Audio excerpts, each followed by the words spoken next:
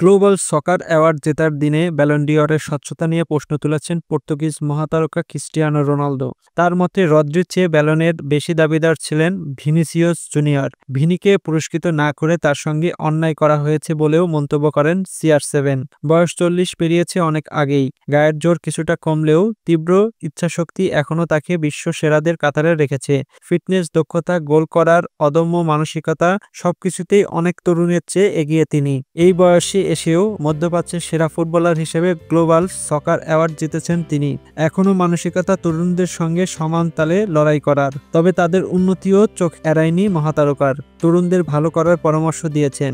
শুক্রবার রাতে গ্লোবাল সকার অ্যাওয়ার্ড অনুষ্ঠানে এসে তিনি বলেন, আমি তরুণদের সঙ্গে লড়াই করতে ভালোবাসি, কারণ তারা মাঝে মাঝে সিনিয়রদের সম্মান দেখায় না। তাদের সম্মান দেখানো উচিত, আর সিনিয়ররা তাদের সঙ্গে খেলতে ভালোবাসে। সত্যি বলতে তারা আমাদের প্রেরণা। ভিনি, বেলিংহাম, ইয়ামালরা দুর্দান্ত খেলছে। জুনিয়রদের প্রসঙ্গ আসতেই উঠেছে আলোচিত ব্যালন ডি'অরের বিষয়টি। রদ্রির পাওয়া সর্বশেষ ব্যালন ডি'অর নিয়ে আলোচনাতেও কম হয়নি। রোনালদো এবার যোগ দিলেন এই আলোচনায়। তার মতে ব্যালন ডি'অরের ভিনির সঙ্গে অবিচার করা হয়েছে।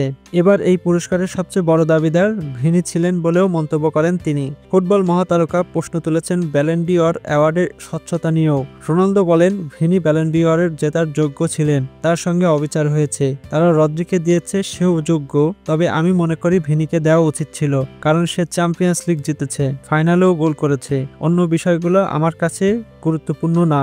যে যোগ্য তাকে সম্মান দিতেই হবে।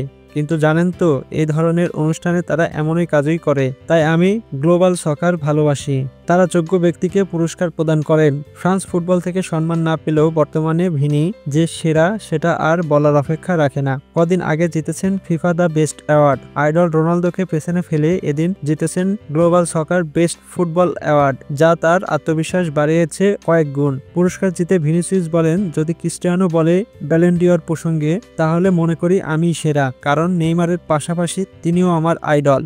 মৌসুমের সেরা খেলোয়াড়ের অ্যাওয়ার্ড গ্রহণ করছি, তাও আমার দুই আইডলের সামনে। সত্যি বলতে এটা আমার কাছে অনেক বেশি সম্মানের। দর্শক, ভিডিওটি ভালো লাগলে চ্যানেলটিকে সাবস্ক্রাইব করে রাখবেন এবং পেজটিকে ফলো করে রাখবেন। ধন্যবাদ।